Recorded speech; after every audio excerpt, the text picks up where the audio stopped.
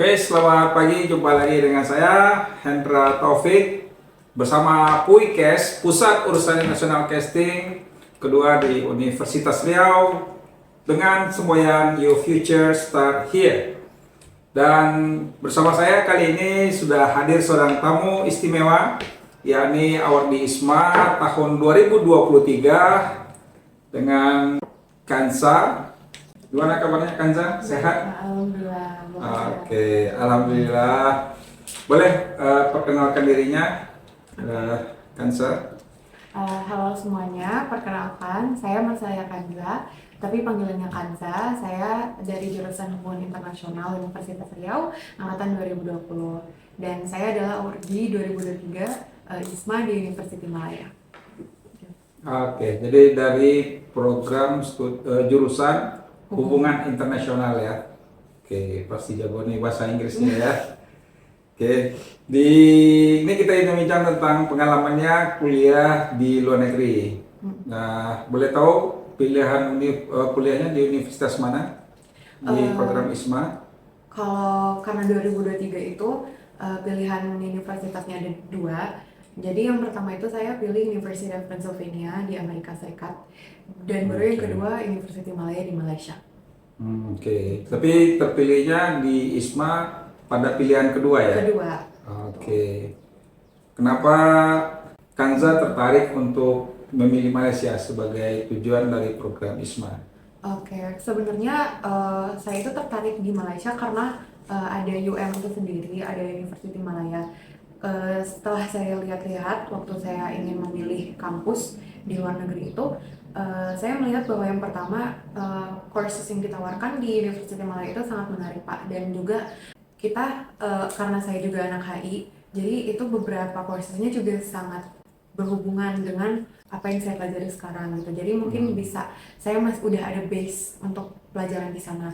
Nah, yang selanjutnya ketika saya lihat di QS World Ranking-nya itu University Malaya itu 65. Oh, malah bagus ya, Iya. 65. Oke, that's Nah, great. ya untuk kalau di Asia Tenggara itu nomor 1. Kalau Nomor satu biasa. nomor 3, Nomor maaf. 3. Ya, setelah Oke. Singapura. Nah, jadi itu dari Malaysia itu udah sangat bagus dengan QS World Ranking segitu. Kemudian dari Asia Tenggara dan Asia juga dia udah 10 besar, bahkan 5 besar. Jadi itu salah satu pertimbangan kenapa saya milih UM gitu sih Pak. Boleh kita cerita sedikit tentang pengalaman kuliahnya selama mengikuti program ISMA ya, di Universitas Malaya, Ya. di kotanya di Kuala Lumpur. Wow. Kuala Lumpur ya. Boleh informasikan kepada pemirsa program atau mata kuliah apa saja yang diambil selama mengikuti program ISMA, dan kira-kira ada hubungannya nggak dengan latar belakangnya tadi dengan hubungan internasional? Oke. Kalau courses yang saya pilih itu yang pertama welfare system, kemudian yang kedua performing arts of Southeast Asia, itu ada di bawah departemen art and social science. Dan kemudian yang ketiga itu gender, society and culture, kemudian yang keempat itu art, culture and Malay society. Nah, untuk korelasi dengan jurusan saya sekarang, itu yang pertama sebenarnya kalau dari welfare system, itu saya juga udah sedikit banyak paham tentang gimana sebenarnya peran pemerintah gitu dalam kayak memberikan misalnya kesejahteraan atau kayak bertanggung jawab kepada masyarakat gitu sebagai good governance lah gitu. Nah, kemudian yang selanjutnya mungkin kita kan juga dari mahasiswa hubungan internasional juga harus tahu gimana berinteraksi dengan misalnya dosen baru atau bahkan international student gitu. Jadi kita udah kayak udah harus dipaksa dengan cara yang baik untuk belajar hal baru juga di situ gitu.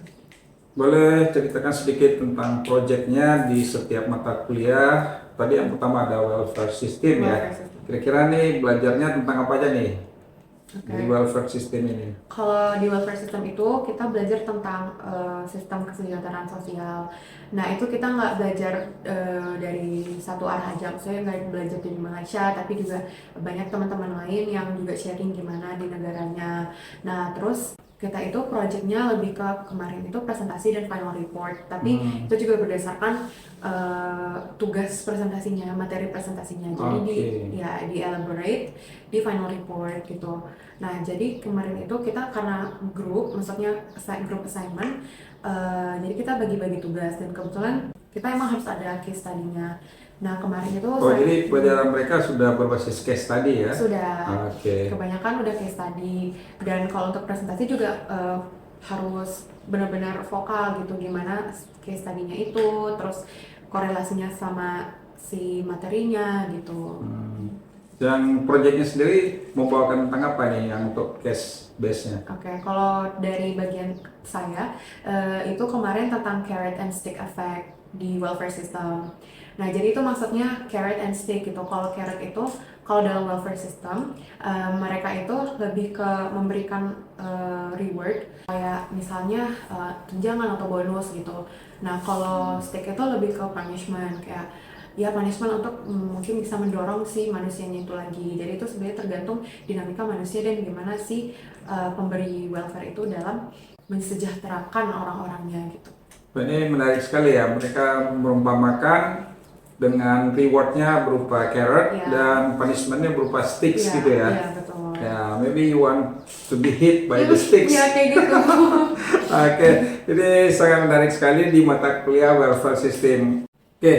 Jadi dua mata kuliah ini sangat menarik sekali. Ada welfare yang memprioritaskan ke presentasi dari proyeknya dan performing art of Southeast Asia untuk publikasi jurnal. Jadi ada skill presentasinya juga meningkat dan publikasinya juga ya. Dan bagaimana nih di mata kuliah yang ketiga nih, Gender, Society and Culture. Belajar tentang apa nih? Tentang gender society ini? Kalau dari gender itu kita mainly dari silabusnya itu sebenarnya tentang gender dan culture yang ada di Malaysia. Nah, itu maksudnya karena misalnya tuh gender itu juga terkait dengan misalnya kayak LGBT. Equality gender berarti ya? Iya. Nah, untuk di Malaysia sendiri ada hukum khususnya, misalnya kayak ketika ada seorang laki-laki yang berpakaian seperti wanita, di ruang publik itu bisa ditangkap gitu. Berarti Malaysia sangat strict sekali ya terhadap LGBT ya? Betul. Artinya belum diperbolehkan. Dan tapi itu balik lagi ke peraturan tiap kerajaannya, tapi pada umumnya masih strict tentang LGBT. Nah, kemudian kita juga belajar tentang gimana penerimaan gender di misalnya berdasarkan proses, misalnya dari pop culture, terus tradisional, terus kayak feminismenya, kemudian dari maskulinisme dari laki-laki gitu. Dan kemudian kita juga sempat sharing sama student-student yang lain kalau di negara masing-masing, nah itu gimana gitu. Tapi mereka dengan seperti Kanza yang mahasiswa perempuan ya, jadi mereka sangat apresiat sekali ya. Betul. Jadi mereka tidak membedakan, tapi di dalam kesetaraan jangan nanti bertukar peran gendernya gitu ya. Iya, mereka nggak memandang gender kalau misalnya lagi belajar gitu, bahkan ya saling support aja gitu. Ini sangat baik sekali ya. Itu proyeknya dalam tugas sehariannya menghasilkan sama presentasi atau jurnal juga, atau hanya pembahasan aja? Kalau dari komponennya itu, kalau yang mata kuliah ini yang pertama itu walaupun kecil tapi kita juga sering kayak diskusi kelompok. Nah, nanti kita presentasiin, tapi nggak harus ada PPT-nya, tapi maksudnya kita menyampaikan apa hasil diskusi. Nanti kita tanya jawab. Jadi gitu. Pendapat kita dimintain pendapat bagaimana terhadap kasus seperti ini gitu ya. Bertukar pendapat gitu. Nah, kemudian ada project juga untuk menampilkan penampilan dari masing-masing negara. Di Gender Society nih? Iya. Jadi kemarin kita kalau yang dari anak-anak ISMA itu yang dari Indonesia, ada yang nari, saya kebetulan kemarin nari. Terus kan saya jago nari juga? Masya Allah. Terus ada yang nyanyi 2 lagu gitu. Jadi Kanza bawakan nari dan juga nyanyi? Enggak, saya nari aja. Nari aja. Ya, ramean sama teman-teman yang lain gitu. Kemarin kita nari tarian dari Jawa Barat kalau nggak salah. Jawa Barat? Iya. Nah, itu ada beberapa gerakan yang mungkin seperti apa ya, maskulin gitu untuk ditarikan oleh wanita. Nah jadi itu maksudnya masih ada kaitannya juga dengan materi gendernya gitu, penampilan kita. Itu Kanza sendiri membawakan ya? Kalau yang dari daerah lain atau hanya khusus Jawa Barat aja? Kita cuma pilih satu tarian aja sih. Di proyek ini ya? Ya. Rame-rame berarti Kanza mengajarkan kepada teman satu kelompoknya membawa tarian yang berasal dari Jawa Barat. Kita belajar bareng sih. Saya bahkan belajar dari teman saya. Oke. Oh, temannya ada dari Indonesia berarti ya, yang satu kelompok ya? Oh, yang membawakan temannya ini siapa namanya? Runi. Runi yang mengajarkan ke satu kelompoknya. Oke. Jadi ada ini ya, banyak happy-nya kayaknya di kuliahnya ya. Dan di pelajaran terakhir nih, Alt Culture and Malay Society. Nah, ini lingkupnya apa aja nih? Kalau mata pelajaran itu kita juga belajar tentang gimana sebenarnya kebudayaan Melayu gitu. Nah, kita belajar tentang kayak misalnya kayak museum di sana, terus tapi kita nggak ada project ke sana sih, tapi dijelasin sama dosennya. Terus kemudian wawasan kebudayaan kebangsaan di sana itu gimana gitu. Pada saat itu emang tahun 1970 itu Malaysia tuh pernah kayak buat sebuah kebijakan. Nah jadi intinya tentang nasionalisasikan budaya Melayu di Malaysia. Ya, saya tuh kayak kalau di sekolah, pakai bahasa Melayu aja gitu ngomongnya. Kalau misalnya bahasa Inggris atau yang lain tuh nggak usah gitu. Tapi itu udah nggak dihapuskan sih. Oh dulunya ya. Tapi sekarang udah lebih adaptif lah. Lebih adaptif ya. Mana yang lebih banyak bahasa Inggrisnya atau Melayunya? Melayu sih. Melayu ya. Tapi kebetulan mereka bisa bahasa Inggris juga. Ini kadang-kadang bahasanya mix juga ya. Campuran Melayu dengan bahasa Inggrisnya ya. Oke. Kira-kira ada, karena kita berasal dari Riau mungkin tidak terlalu bermasalah lah ya. Lebih adaptif ya. Project yang dibuat untuk Alt Culture ini? Ada. Nah, kita itu kemarin juga diminta sama dosennya buat bikin teatrikal puisi. Nah, jadi kita bikin kayak teater tapi berdasarkan puisi gitu. Itu kita persiapannya nggak lama sih, tapi ya memuaskan lah. Itu juga ditonton sama dekan dari Fakultas Pengajian Melayunya. Jadi ya mau nggak mau harus siap gitu kan. Terus juga dibikin acara khusus gitu. Oh itu langsung dekannya yang nonton ya? Iya, jadi emang udah ya berarti itu emang project serius dari dosennya. Dan itu emang karena kita international student, emang itulah tugas yang bisa membantu bobot nilainya nanti gitu. Dan ini kan 4 mata kuliah, rata-rata SKS-nya berapa nih untuk setiap mata kuliahnya? 3, kalau art culture itu 2 SKS. Oh, kecilnya 2 SKS. Nah, ini dari 4 mata kuliah yang diambil, bagaimana nih nilai yang diperoleh terhadap mata kuliahnya? Kalau nilai itu ya cukup memuaskan sebenarnya. Cukup memuaskan, ini berapa nih? Ada orang yang nilai C aja udah puas dia kan? Ya, kalau Kanza nih puasnya nilai berapa nih? Kalau saya itu 3 dari 4 mata kuliahnya ya memuaskan, itu A. Nilainya A, wah itu sangat memuaskan nih. Tapi satu mata kuliah ada yang B. Satu mata kuliah B apa B plus? B plus ya. Nah itu ya udahlah. Ya alhamdulillah. Sukses lah ini ya. Dapat A, juga dapat pengalaman, ini satisfied ya. Mungkin kira-kira di yang B tadi kenapa bisa rendah itu, kira-kira Kanza tahu nggak gitu? Kendalanya di mana gitu? Nggak tahu sih sebenarnya. Nggak tahu ya. Karena selama ini kita dan dosennya juga yang nggak kaku sekali gitu, dan dosennya juga ya udah gitu, kita belajar seperti biasa dan yang nggak usah terpaku sama silabus dan lain-lain. Jadi diskusinya banyak. Nah, ini di dalam keseharian di luar perkuliahan nih ceritanya bagaimana Kanza menjalani kehidupan sehari-hari di luar perkuliahan. Tadi juga selain ada volunteer, kerelawanan kayak gitu, kita juga ada yang namanya UMGB, itu University Malaya Global Bodies. Nah jadi dari PUI-nya lah, kalau PUI di sana International Office ya. International Office-nya itu juga menyediakan kayak komunitas gitu. Nah jadi anak-anak di sana di-assign untuk bantu international student kayak per grup gitu. Jadi maksudnya kalau ada yang mau ditanyain mereka bisa bantuin, jadi kayak international friends-nya kita gitu. Oke. Jadi ada yang nge-assist kita, jadi kita nggak sendiri gitu. Ya, jika kita ada kendala mungkin bisa diskusi dengan mereka ya. Iya, dan apalagi kan urusan kita lebih ke international office-nya, jadi mereka bisa jadi Oke. jembatannya. Mereka akan melihat juga jika mahasiswa yang dari program ISMA mengalami kendala, mereka akan support sekali ya. Iya. Dan juga mereka tuh sering mengadakan kayak nonton bareng, terus makan-makan bareng. Oh ya, itu gitu. setiap weekend atau Iya, setiap minggu itu ada. ada nonton Iya, nonton bareng ya. di kantor puinya. Terus Oke. terus Nonton juga film apa tuh? tergantung seasonnya. Saya kemarin kalau Christmas itu nonton Home Alone kayak gitu. I see. Ya pokoknya ada juga yang kalau Halloween kemarin ada yang horor juga gitu. Oh, ini film-film yang blockbuster ya? Iya, blockbuster kayak Oke, gitu. jadi supaya tidak ngelengi homesick ya? Iya, jadi mereka benar-benar seperti teman aja gitu di situ. Iya. Pernah homesick nggak selama di sana? 6 bulan? Atau pernah? Atau malah nggak ingat sekali sama ini? Ingat Sama orang tua. Homesick sih pasti ada. ya? Tapi itu di awal-awal kayak enggak sih 2 minggu pertama. 2 minggu pertama.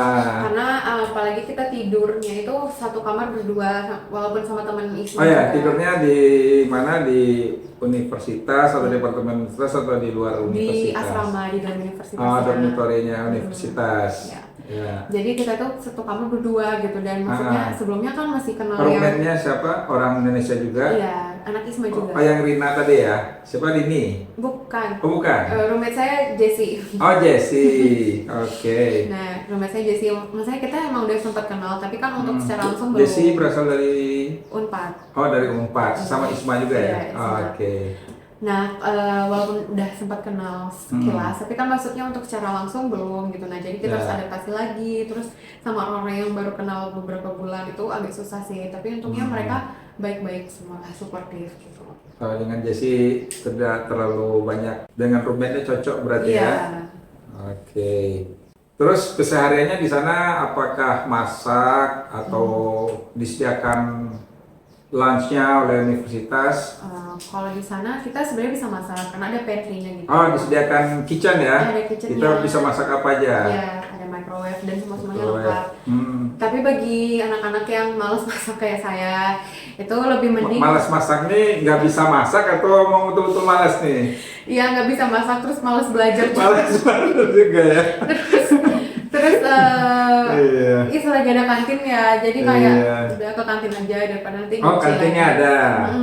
Oke, bagi Anda yang malas masak atau nggak bisa masak sama sekali, jadi nggak usah khawatir ya, karena kantin tersedia makanan yang enak-enak ya. Ada banyak makanan. Oke, jadi jangan khawatir. Dan juga bagi orang tua yang anaknya sama sekali nggak bisa masak, ikut program ISMA ya silakan ya, karena di luar negeri tersedia makanan, kita bisa belanja ya. Iya.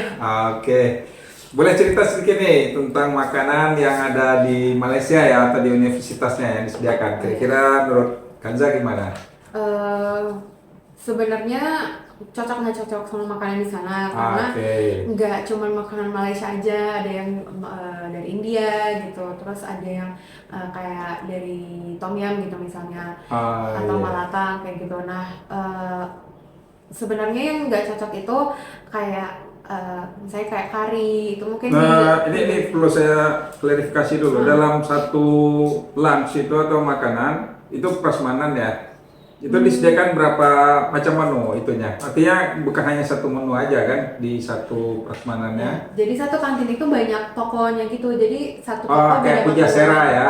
Iya. Nah, Oke. beda-beda gitu. Ada yang jual shawarma, terus ada yang jual, bahkan ada jual ayam geprek, ada yang jual bakso, terus Kayak ada kantin sekolah lah ya. Iya, kayak gitu. Oke. Terus jadi kalau bosan ya tinggal ganti makanan gitu, dan banyak yang makanan yang fresh gitu, masakan panas kan, kayak misalnya nasi goreng. Nah, jadi itu enaknya sih di situ. Nah, Beragam lah. kesukaannya Kanza apa nih? Makanan favoritnya? Kalau saya sukanya shawarma di situ. Shawarma. Enak Oke. gitu, walaupun berapa RM7 kalau nggak salah. RM7 ya. Ya lumayan lah karena dia tebel gitu, terus enak pokoknya. Itu sekali makan kenyang gitu ya? Kenyang. Kan? Nggak perlu makan malam lagi ya? Hmm, Masih tergantung, perlu ya? masih perlu. Oke, walaupun harganya cukup mahal Iya. ya. Nah, standarnya sih di situ segitu. Oh, standarnya Rp7. Iya. Rp7. Rp7. Yang makanan lain selain shawarma kan nggak mungkin makan shawarma terus kan? Enggak. Makanan lain itu kayak ada ayam geprek misalnya. Oke. Nah, itu Rp6. Tapi beda sih ayam geprek di sana sama di sini. Kayak ayamnya kurang digeprek. Kurang Oke. digeprek. Besarnya mana lebih besar nih? Besar di sana sih. Oh, besar di sana ya. Tapi besarnya karena tepungnya sih sebenarnya. Oke. Nah, terus ada juga prasmanan. Nah, itu banyak jenis nasi gorengnya, nasi putih atau bahkan Nasi lemak mungkin ya? Iya, nasi lemak juga juga ada. Jadi banyak pilihan makanan. Tapi kadang juga suka bosan sih kalau tiap hari makan di situ. Nah, kalau misalnya lagi nggak pengen makan di kantinnya, terus belanjanya kemana tuh? Kita keluar sih biasanya kalau banyak makan itu di pasar seni. Oh, ke pasar seni ya. Iya. Oke, apa nih yang dicari nih di pasar seni? Kalau saya itu suka di sana itu malatang, halal malatang. Melatang itu Iya. sejenis apa? Makanan Cina gitu. Jadi dia kayak hotpot gitu. Oh, yang ini yang benar-benar dimsum ya? Iya. Nah, Oke. jadi kita bisa pilih mie-nya, bisa pilih toppingnya gitu. Tapi dihitung per 1 gram gitu. Jadi nanti kalau kebablasan itu bisa mahal. Bisa sampai Rp20. Jadi di dalam jam istirahat kuliah bisa keluar atau itu di weekend baru cari makannya di luar. Selama perkuliahan cukup di kantin aja. Kalau perkuliahan di setiap fakultasnya ada kantin lagi. Nah, jadi kita bisa pilih juga. Tapi kalau emang udah bosan, karena satu hari itu satu kelas, ya udah kalau satu kelasnya udah selesai kita bisa keluar gitu. Oke, jadi cukup dekat lah pasar seni dengan kampusnya ya. Ya lumayan mah. Lumayan ya. Nah, jadi kita tidak usah khawatir lah soal makanan, apalagi Malaysia adalah tetangga dekat kita dengan Indonesia, seleranya tidak terlalu jauh beda signifikan dengan Eropa atau Amerika ya. Betul. Ya. Dan ini kita sedikit mundur ke belakang tentang bagaimana sebelumnya Kanza memilih universitas di Malaysia nih. Nah, karena banyak pilihan universitas kan Malaysia itu ada UKM, ada UTM, ada UM. Nah, boleh diceritakan sedikit pengalamannya? Kalau kenapa saya pilih University Malaya itu sebenarnya karena tadi dia rankingnya bagus dan juga sistemnya dan risetnya juga udah maju gitu.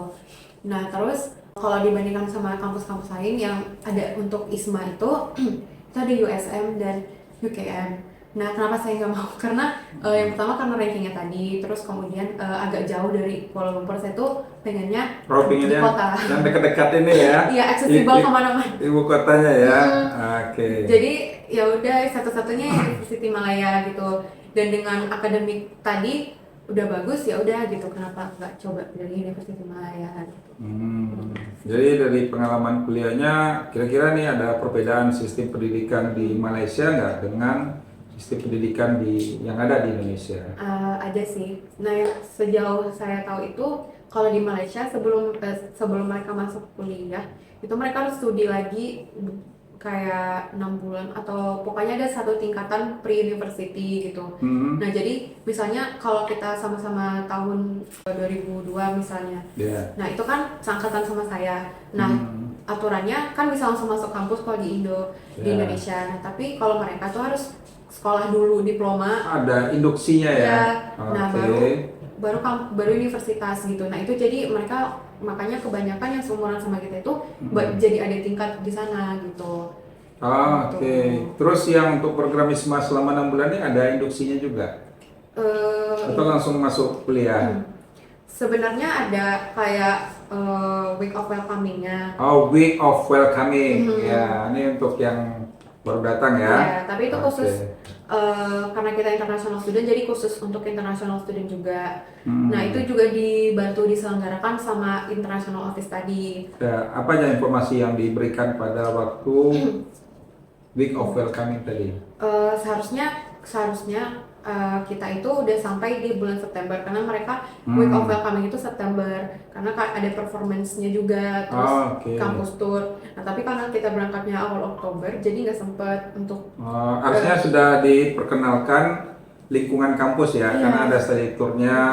Oke. Nah tapi karena kita nggak bisa dari ISMA-nya juga udah mentok di tanggal segitu, ya kita dibantu secara online dulu. Nah Oke. terus pas udah sampai di sana baru dijelasin lagi gitu sama international office-nya kalau yang harus dilakukan apa, terus di fakultasnya ngapain aja. Mungkin kayak aja gitu. juga fasilitasnya, Iya, fasilitasnya. perpustakaannya Iya, gitu betul. ya. Oke. Nah, jarak dari rumah ke kampus itu dormitorinya jauh nggak kira-kira ini untuk kegiatannya? Karena saya semuanya itu fakultasnya di fakulti fisik lah, ibaratnya social science juga. Nah, Oh, di sana di social science iya. namanya ya.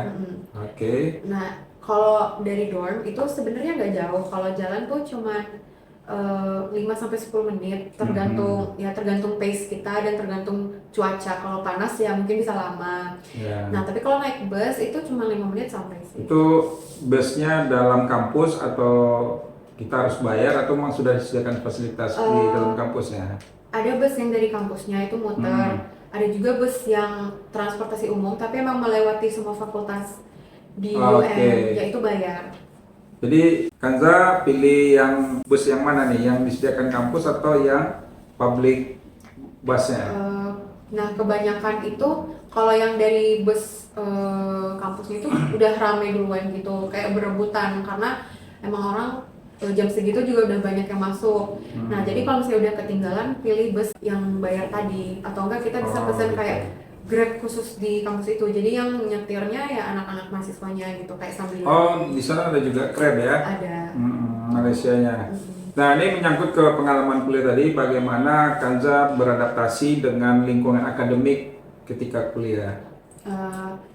Kayak sebenarnya agak susah sih karena kalau di sana tuntutannya agak tinggi. Misalnya standar belajarnya cukup tinggi. Karena ranking mereka di QS sudah 65 ya? Iya. Dan karena ranking yang tinggi tadi juga, terus jadi dosennya juga banyak berharap gitu dari kita, maksudnya kayak kalian itu bagusnya seperti ini gitu, terus nanti kalau belajarnya seperti ini udah paham ini gitu, terus kalau misalnya presentasi harus ada komponen ini gitu. Nah jadi kayak mereka tentukan poin-poinnya ya? Iya, mereka udah ngirim, nah ini harus dijelaskan gitu, nah jadi kita tinggal ngikutin aja. Nah nanti kalau misalnya udah di kelas lebih seringnya itu dosennya juga bertanya ke pendapat kita gitu, kayak kalau dari misalnya negara kalian gimana gitu. Oke, mereka juga ini ya sering diskusi ya? Iya, sering diskusi, jadi cukup aktif dan dinamis lah kelasnya, jadi nggak yang terlalu kaku gitu. Jadi mahasiswanya juga sempat berbicara juga gitu. Apakah ada pengalaman menarik selama kuliah nih di Malaysia dan mengikuti program ISMA? Menarik semua sih sebenarnya. Menarik semua? Dapat cowok dong di situ? Enggak. Oh, enggak. Ya, menariknya di mana nih? Menariknya itu ya karena yang pertama kan kalau sehari-hari saya di HI Unri yang S1-nya, nggak ada international student-nya, belum ada lah mungkin. Iya, di S1 ya? Iya, di S1-nya.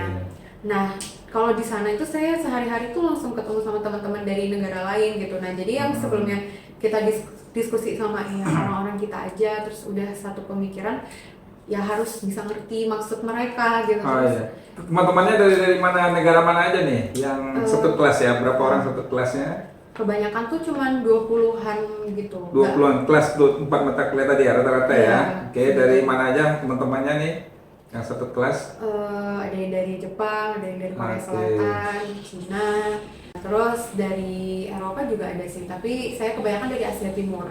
Asia Timur ya. Terus di pengalaman berinteraksi seharinya gimana tuh? Karena kan multicultural itu ya, bukan di dalam satu negara, tapi negaranya berbeda-beda gitu. Ada hambatan sih kayak language barrier-nya juga. Ya. Karena accent-nya beda juga kan, maksudnya cara mereka bahasa Inggrisnya mungkin kebawa accent di sana. Jadi kita perlu waktu untuk mengerti gitu. Jadi dari negara mana tuh ya accent-nya berbeda? Yang kayak gitu biasanya Cina. Oh, Cina ya. Karena cara pengucapannya juga agak beda ya, sama. Mungkin R-nya agak nggak kedengaran ya. Terus language barrier tadi karena cara pengucapan lidahnya mungkin beda dan kita nggak kebiasa kan komunikasi sehari-hari sama mereka gitu. Dan apalagi itu dibutuhkan dalam kegiatan belajar gitu. Jadi agak perlu adaptasi, tapi overall ya udah kebiasa sih gitu, udah bisa ngerti. Ya, saya masuk salut nih dengan Kanza yang bisa beradaptasi dan selesai menyelesaikan program ISMA kembali ke Pekanbaru, ke Universitas Riau. Nah, ini kira pengalaman ini mempengaruhi pandangan Kanza terhadap karir dan pendidikan yang ada saat ini. Ya pasti, karena setelah di sana dari pendidikan juga itu yang saya lihat sebenarnya saya kalau misalnya nanti udah selesai gitu atau apa, mungkin University Malaya masih bisa saya jadikan opsi untuk melanjutkan kuliah. Oh, ada rencana ingin melanjutkan Iya. S2 ya? Iya, insya Allah. Oke, wah ini harus nih, karena ini akan membantu meningkatkan IQ universitas ya. Insya Allah. Nah, kemudian kalau dari karir juga, karena kan kita mungkin udah kenal juga sama dosennya, terus sama teman-teman di sana. Nah, itu kerjasamanya juga pasti tetap berjalan gitu kan. Dan siapa tahu mungkin misalnya ada melakukan riset atau apa, atau bahkan kerja di sana mungkin dibantu juga sama mereka. Terus kayak ya kolaborasi juga sih sama mereka. Jadi di sana banyak juga beasiswa ya, iya, banyak untuk beasiswa. kuliah ya. UM-nya juga banyak menawarkan program juga gitu. Mudah-mudahan bisa sampai S3 di sana, pulang jadi dosen di Universitas Riau ya. Amin. Oke. Dan ini ada perubahan nggak di dalam diri Kanza setelah kembali dari Malaysia nih? Ada sesuatu yang berbeda nggak? Dari sikap misalnya? Ada sih. Ya, oke, boleh sharingnya dengan pemirsa kita. Oke, kalau yang berbeda itu sebenarnya mungkin dari cara berpikir. Karena sebelum saya berangkat itu, saya tuh lebih agak bodoh amat aja gitu sama maksudnya bukan bodoh amat sih, maksudnya kayak cuek sedikit agak ya. cuek sedikit gitu. Okay. Nah, jadi kalau pas di sana saya lebih paham gitu, oh kenapa orang-orang karena di sana tuh teman-teman di sana semangat gitu, semangat untuk belajar. Terus kayak emang ya udah kalau misalnya ditanya dosen, ya udah ngomong aja dulu gitu. Mungkin di kuliah di Indonesia agak lebih banyak pasif. Iya, pasif kuliah gitu. Di sana harus lebih aktif lagi, banyak bertanya ya.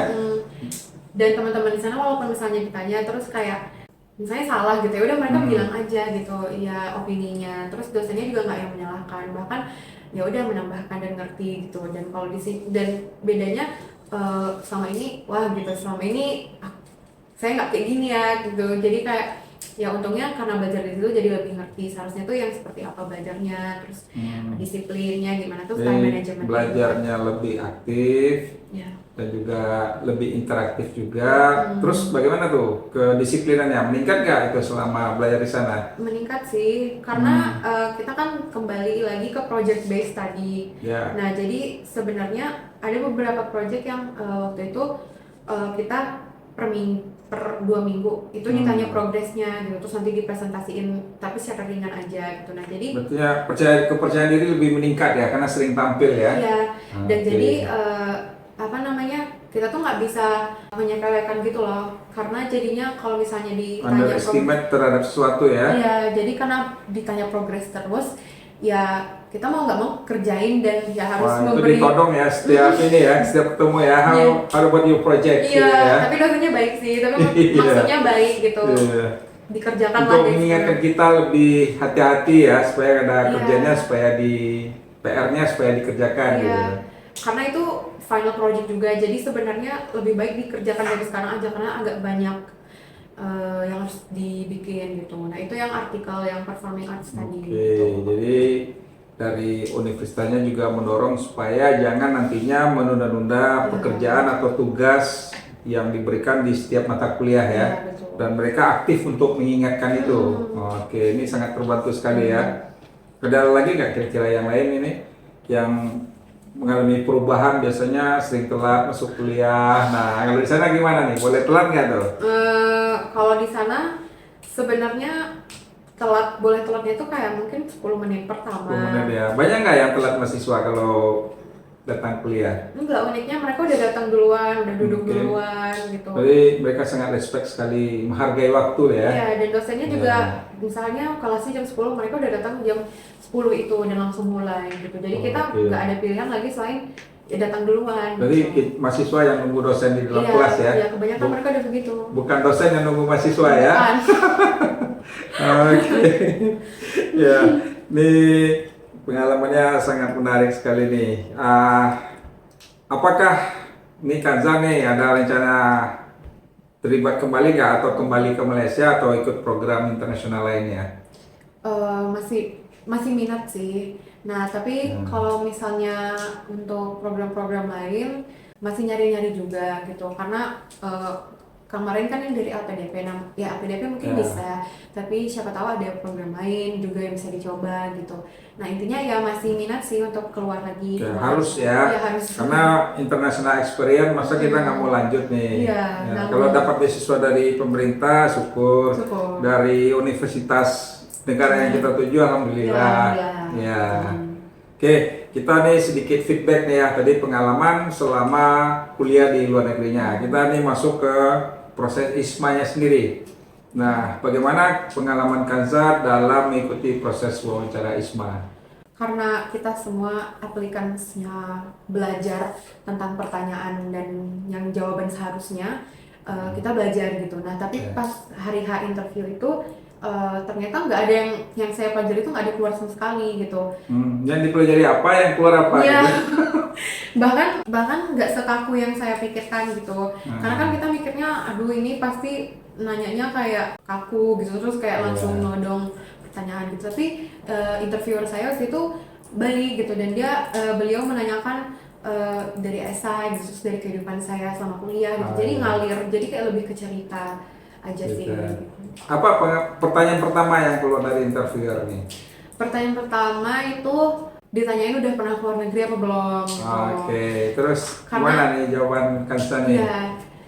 Waktu itu jawaban saya, karena kita kan beberapa interviewer ISMA itu harus menunjukkan identitas. Oke, pertama kebetulan- tunjukkan ID dulu ya. Iya, yang paling dekat waktu itu paspor kan di Di Laci. Laci ada paspor ya, bukan KTP ya. Bukan, Oke. dompetnya agak jauh gitu, jadi Iya. paspor gitu. Terus saya tunjukin paspor, terus oh gitu, have you ever been abroad gitu kata ibunya. Terus kebetulan sebelum saya berangkat udah pernah juga gitu loh. Sebelum apply ISMA ini udah pernah keluar negeri ya? Iya, terus ditanya kemana gitu, terus saya bilang ke Singapura sama Arab Saudi gitu.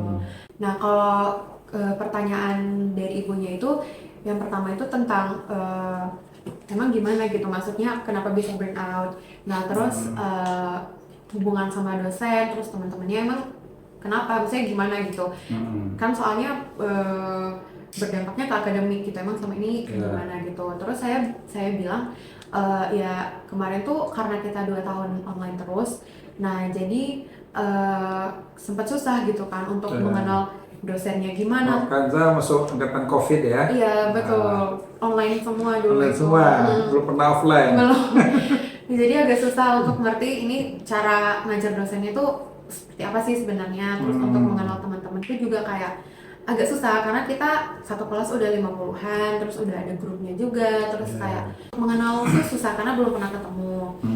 Nah, akhirnya di semester 4 baru kita yang hybrid itu, HI itu dulu shift-shiftan gitu, jadi ganti-gantian. Nah, jadi ketika shift saya itu kita mulai kenal gitu, walaupun bukan semua karena ada yang nggak ketemu karena shiftnya beda.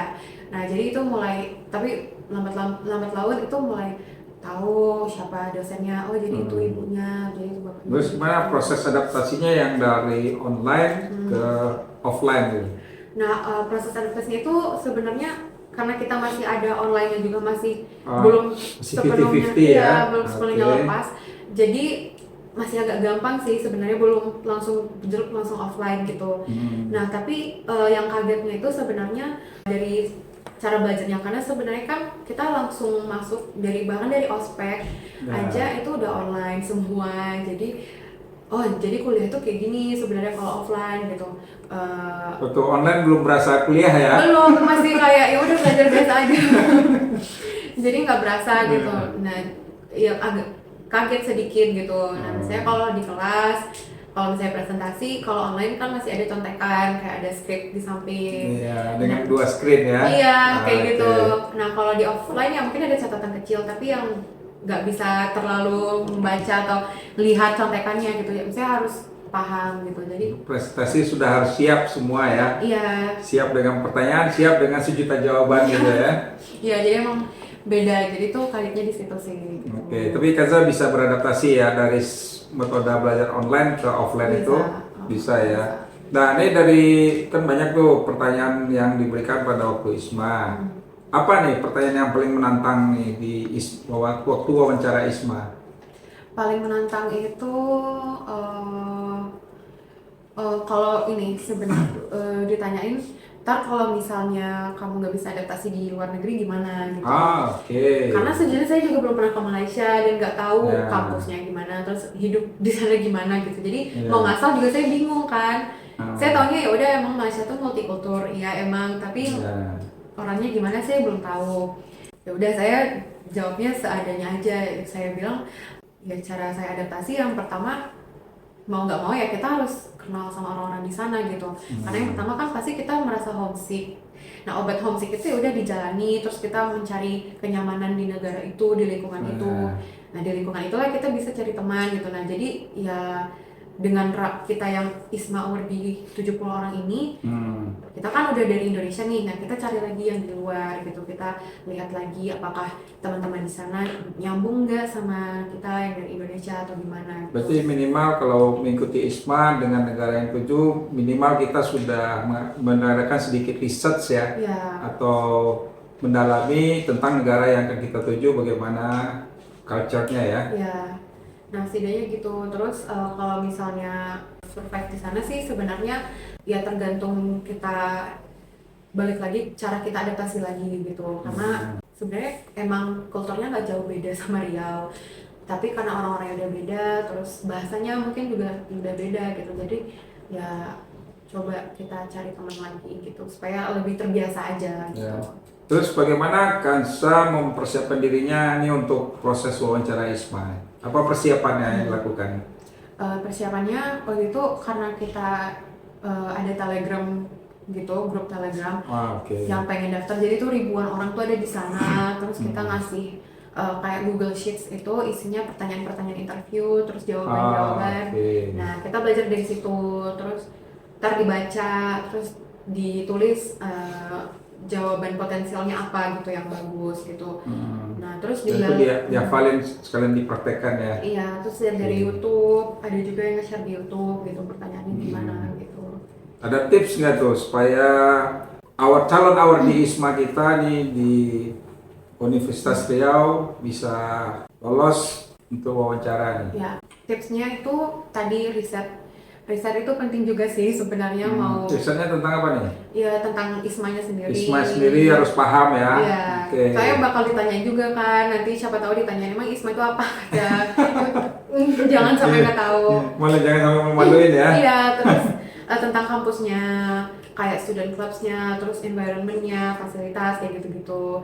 Terus Oke. dari negaranya atau kotanya minimal, kayak cuacanya gimana, orang-orangnya, bahasa dan lain-lain. Kira-kira cocok nggak gitu. Nah itu, terus yang kedua itu kenali diri sendiri aja sih, karena Oh, iya. sebenarnya interview itu tentang diri kita yang ditanyain. Jadi kuncinya adalah ya udah cari tahu tentang diri, pelajari esai, terus pelajari tentang diri sendiri gitu. Karena ya balik lagi pertanyaan tentang kita gitu. Jadi kita mundur sedikit ke belakang sebelum mengikuti program ISMA, bagaimana Kansa bisa tahu nih tentang program ISMA yang ada di Universitas Riau?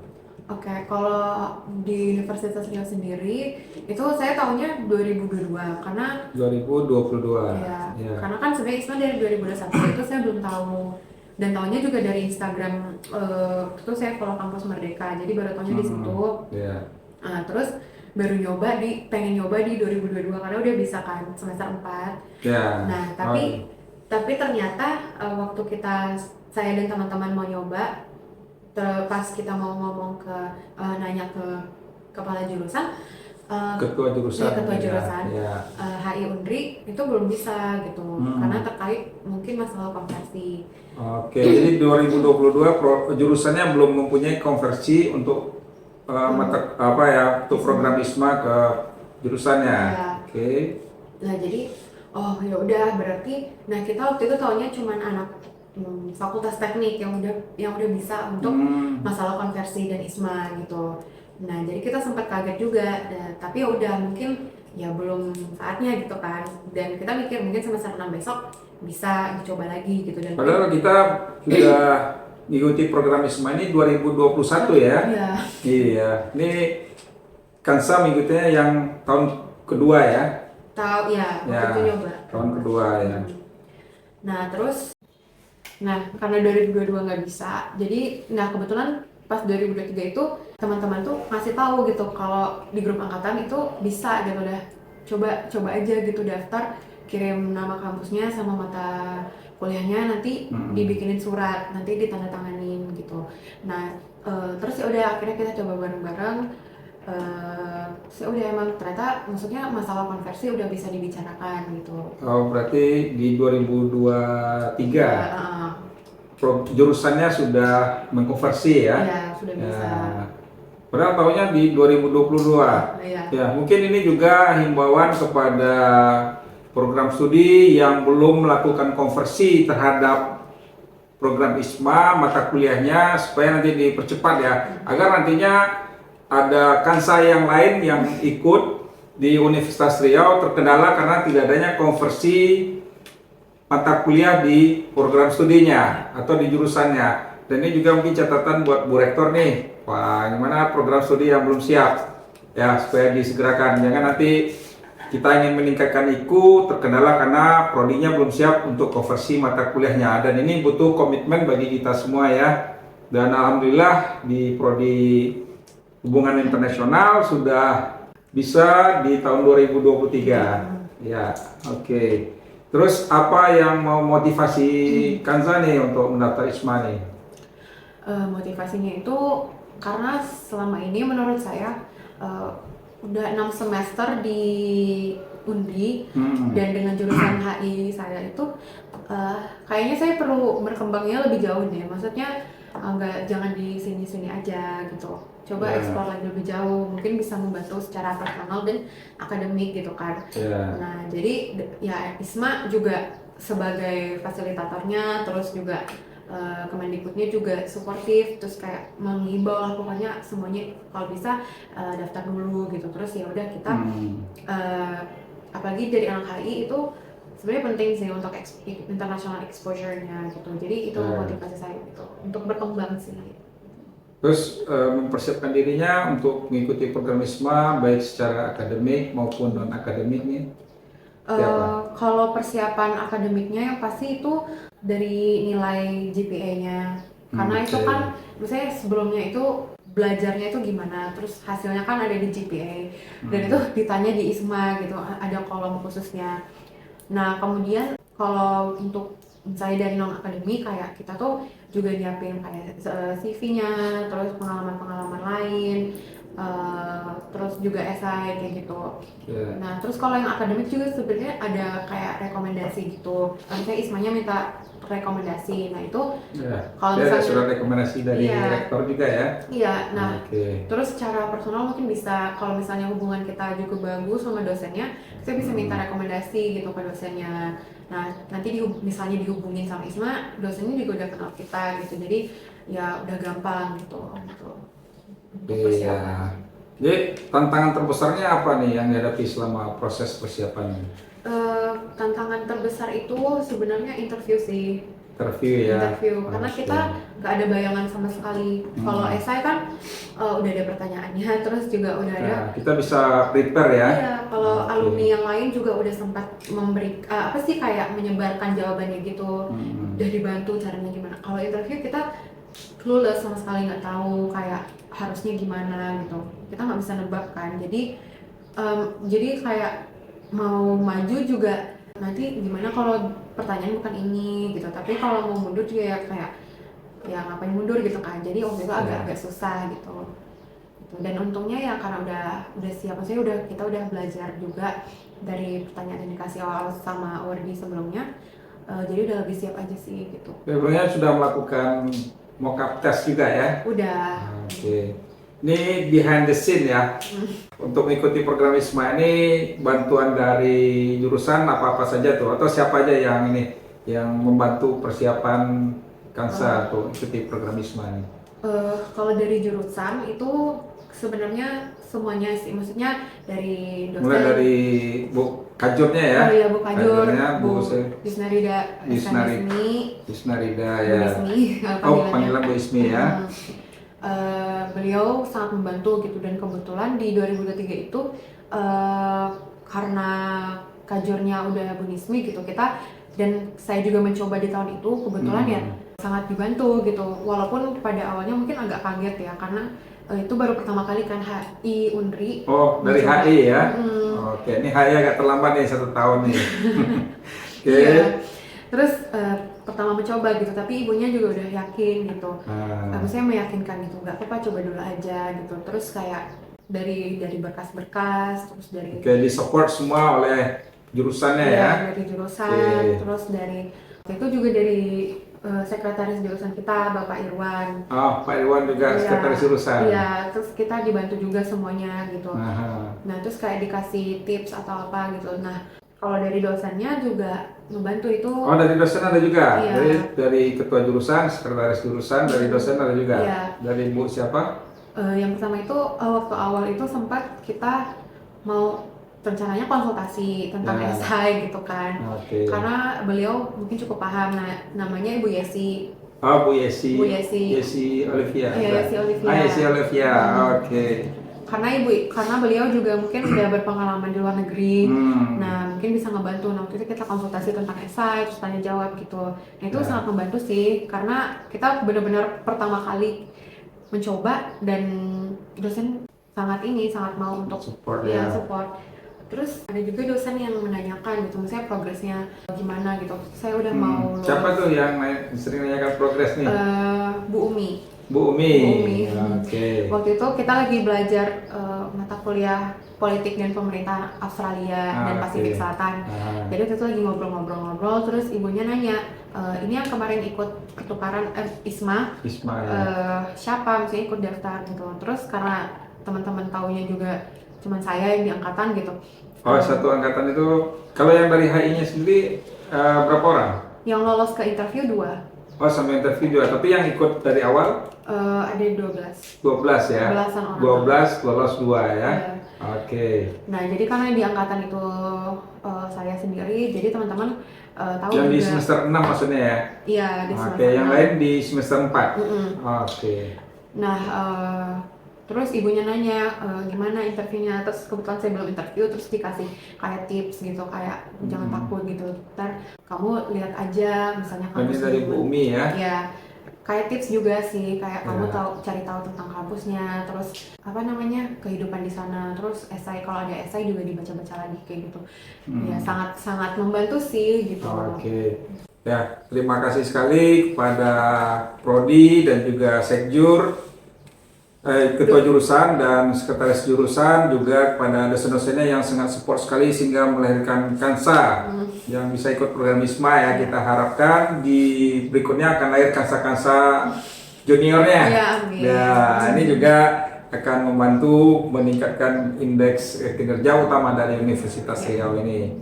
Nah, kalau dari keluarga sendiri nih, gimana dukungan dari keluarga untuk ikuti program ISMA ini? Keluarga suportif sekali, tapi pada awalnya saya nggak ngasih tahu orang tua kalau saya. Oh, awal-awalnya nggak ngasih tahu ya? Karena saya tahu pasti bakal dilarang gitu kan. Oke, kenapa tuh? Wah, keluarga ini sampai melarang gitu. Karena sebelumnya waktu saya mau kuliah, saya pilihnya pengen ke Jawa juga. Oke. Nah, awalnya dibolehin, tapi nggak tahu kenapa, pokoknya di Unri aja gitu. Nah, saya takutnya dilarang lagi gitu kan. Yang larang siapa nih, papa apa mama nih? Dua-duanya waktu itu. Dua-duanya. Ya. Tapi yang paling keras mama. Berapa orang nih beradik kakak? Ada 2. Saya paling kecil. Paling tua. Yang kakak paling tua ada kerja atau masih kuliah?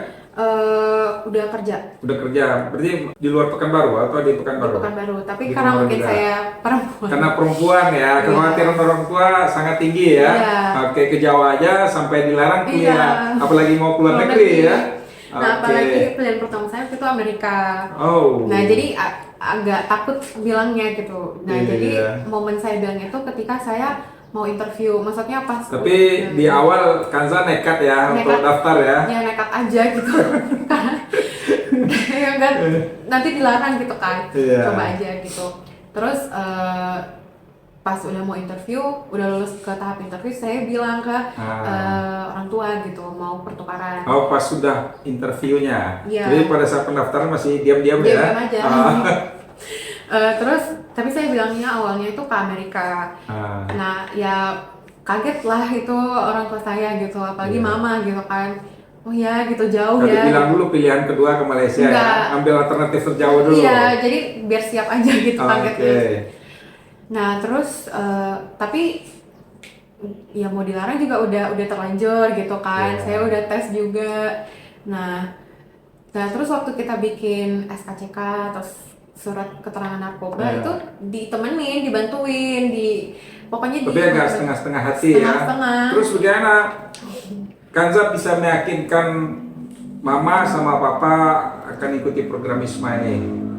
Ya saya jelasin aja sih program itu seperti apa, terus apalagi itu fully funded dari LPDP-nya. Jadi untuk kalau misalnya masalah finansial ya jangan khawatir lah, itu udah dibayarin. Terus juga kalau keselamatan ya kita rame gitu kan, dan juga apa ya, ada yang ngawasin dari ISMA-nya gitu. Jadi nggak benar-benar sendiri gitu. Nah, Jadi yang membuat khawatir orang tua tuh sebenarnya apa sih? Yang untuk Kanza sendiri? survival saya sih, maksudnya Survival ya. iya nggak Mungkin pernah tinggal nggak di pernah luar. tinggal di luar negeri, Iya. habis itu nggak bisa masak Iya, gitu ya. nggak ada orang tua. Iya. Sebelumnya udah pernah ini tinggal di beda dengan orang tua, ngekos Nggak. dulu nggak pernah ya? Oh, nong selama waktu dari kecil sampai kuliah tinggalnya dengan orang tua terus ya? Paling waktu itu Oke. cuma KKN aja, tapi Oh itu iya, sebentar. KKN ya sebentar ya, 1 bulan Iya, cuma ya. itu juga pun masih, didatengin. masih di Riau. Iya, di Masih rumah. di Riau ya. Oke. Jadi kekhawatiran orang tua memang sangat tinggi sekali ya. Apalagi di luar negeri nih, Luar negeri. perempuan lagi. Perempuan lagi. Oke. Bagaimana kan saya meyakinkan ini? Ya udah saya jelasin tentang ISMA-nya itu sendiri, terus dari yang mengawasinya itu gimana, terus kita juga rame gitu. Dan tidur Ini misalnya. Programnya resmi dari Iya. pemerintah ya. Kalau amit-amit ada apa-apa, Ya. ya bisa hubungin KBRI-nya lah atau apa Oke, gitu. ada kontak personnya ya. Iya, gitu. Jadi lama-lama yakin juga, oh ya udah gitu, nggak apa-apa gitu. Nah, akhirnya baru orang tua mengizinkan ya. Mengizinkan. Nah, waktu lulus di Malaysia kemarin lega karena deket kan. Ada pilihan kedua ini ya. Iya, karena Iya. deket kan, jadi nggak jauh-jauh amat lah gitu. Jadi orang tua tidak begitu khawatir karena Malaysia ini kan dekat nih, Iya. negara tetangga kita. Kalaupun seandainya berkunjung itu bisa datang ke Malaysia nih. Iya. Selama kuliah ada nggak orang tua datang berkunjung nih? Kebetulan nggak ada sih. Nggak ada ya. Jadi udah percaya mungkin kali ya. Saya juga nggak ngebolehin ngapain gitu, Iya. karena 5 bulan aja gitu, jadi nggak usah. Oke. Dan selama kuliah di luar negeri, Kanza gimana kondisinya? Ada sakit atau alhamdulillah sehat? Alhamdulillah sehat sih. Paling ya kayak di situ karena cuacanya sama kayak di Pekanbaru, Ya. kadang hujan, kadang panas gitu. Jadi Mungkin homesick aja kali ya. ya mungkin karena homesick nih, cepet sakit. Homesick ya. Terus gimana tuh kalau lagi homesick nih ngapain? Atau teleponan atau video call Iya. dengan mama? Teleponan sih pasti, Oh, video teleponan call. ya. Tiap hari atau tiap minggu gimana? Tiap minggu pasti ada, tapi nggak tiap hari Oh, juga. enggak tiap hari juga ya. Tiap minggu Enggak tiap ya. hari, ya. Terus gimana mama tahu tuh perkembangan apa? Kanza update status atau posting di media sosial, ada Iya. kewajiban nggak kalau dari ISMA ini? Ya, kita ada Instagram per host university. Nah, jadi saya suruh mama untuk follow IG-nya, jadi biar bisa dipantau tuh kita ngapain aja. Oh, kegiatannya ya. Ya, Anaknya ngapain aja di ya, sana ya? Karena selain dari saya, infonya kan maksudnya mungkin dia mau lihat foto-fotonya juga atau dari yang lain juga gitu. Jadi saya suruh beliau follow aja IG-nya, lihat di situ gitu kalau mau lihat Yeah. gitu. Nah terus juga saya pasti ngasih tahu gitu ini lagi mau ngapain kayak gitu. Ya, berarti yang itu official ya, Ya. official di media sosial ya. Oke, mungkin bagi Anda untuk media sosial Anda mulailah bangun yang namanya personal branding ya, karena ini sangat penting sekali. Dampaknya bisa Anda ketika mengikuti program ISMA ataupun juga nanti ketika mencari kerja. Hampir dari semua perusahaan saat ini akan research personal branding Anda melalui media sosial. Karena biasanya lamaran kerja itu hanya formalitas saja. Dan juga tadi catatan kita tadi ya, untuk berapa prodi yang mengikuti program ISMA supaya nanti lebih mempersiapkan prodinya atau jurusannya untuk konversi nilai ya. Nah, ini sangat bagus sekali. Terima kasih pada Kansa yang sudah bersedia hadir dan juga Puikes Your Future Start Here. Dan terima kasih atas perhatian Anda. Salam dari saya, Hendra Taufik. Wabillahi taufiq wal hidayah. Wassalamualaikum warahmatullahi wabarakatuh.